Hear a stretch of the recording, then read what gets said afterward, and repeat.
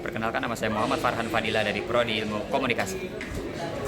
Di sini saya akan menjelaskan tentang teori pendekatan komunikasi sosiologis.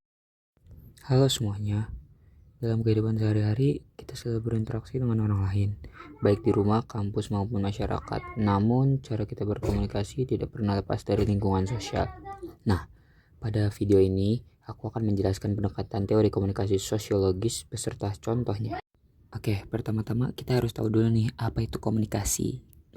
Komunikasi adalah bagian yang tidak terpisahkan dari kehidupan manusia. Setiap hari kita berinteraksi, berbicara, dan bertukar makna dengan orang lain.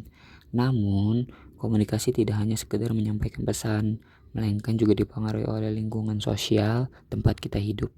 Inilah yang menjadi fokus utama dalam pendekatan komunikasi sosiologis. Pendekatan komunikasi sosiologis memandang komunikasi sebagai proses sosial. Artinya, cara seseorang berkomunikasi sangat dipengaruhi oleh struktur sosial, budaya, nilai norma, dan peran sosial yang ada di masyarakat. Dalam pendekatan ini, komunikasi tidak berdiri sendiri, tetapi selalu terkait dengan konteks sosial di sekitarnya. Nah, tadi kita sudah membahas tentang apa itu komunikasi. Sekarang kita akan membahas apa itu pendekatan teori komunikasi sosiologis.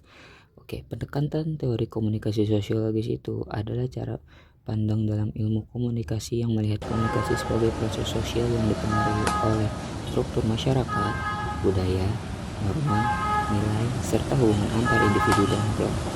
Pendekatan ini menekankan bahwa cara seseorang berkomunikasi tidak hanya dipengaruhi oleh pesan yang disampaikan, tetapi juga oleh konteks sosial dalam komunikasi itu berlangsung. Secara sederhana, pendekatan ini memahami bahwa komunikasi dibentuk oleh masyarakat dan sekaligus membentuk masyarakat itu sendiri. Selanjutnya ada ciri-ciri pendekatan sosiologi. Pendekatan sosiologi memiliki beberapa ciri utama, yaitu komunikasi dipengaruhi oleh lingkungan sosial, adanya peran dan status sosial seperti dosen, mahasiswa, atasan, atau bawahan. Terdapat norma dan aturan yang mengatur cara bicara dan bersikap. Komunikasi dapat memperkuat atau mengubah hubungan sosial dalam masyarakat. Kita masuk ke bagian contoh pendekatan komunikasi sosiologi. Contoh pertama, komunikasi antar dosen dan mahasiswa.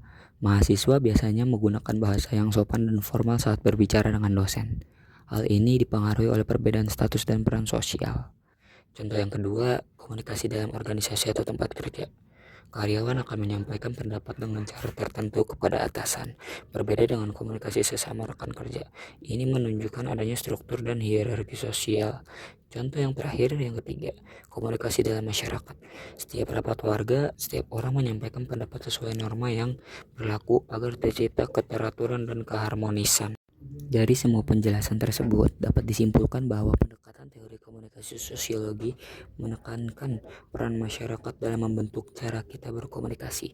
Dengan memahami pendekatan ini, kita bisa berkomunikasi lebih tepat sesuai situasi sosial dan menghindari konflik. Terima kasih sudah menonton.